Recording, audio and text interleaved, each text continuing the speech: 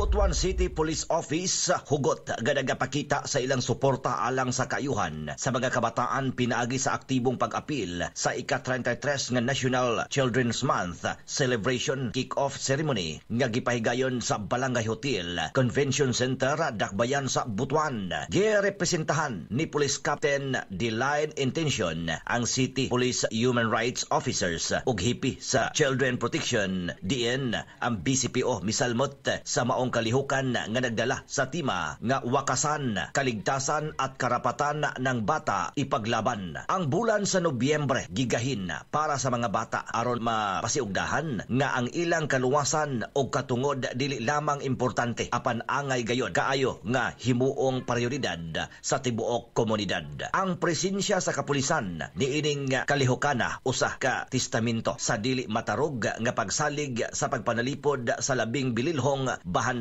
sa katilingban. Ang mga anak maningkamot nga mamahimong luwas ang matag bata online man o sa ilang mga panimalay. Ang ilang proteksyon mao ang mga nag-unang katungdanan. Ang BCPO nanawagan sa tanan nga maghiusa og panalipdan ang kabataan batok sa online og media exploitation kay ang matag bata angayan nga luwas, respetado og gimahal. Mga katropa, ato usab nga ampingan ang atong panglawas mag-inom sa makanunayon sa Santon Pas Gold ug Santon Vitamin C. Alang sa nagkahiusang Pilipino para sa Pilipinas, Junje Lebrias, XFM News.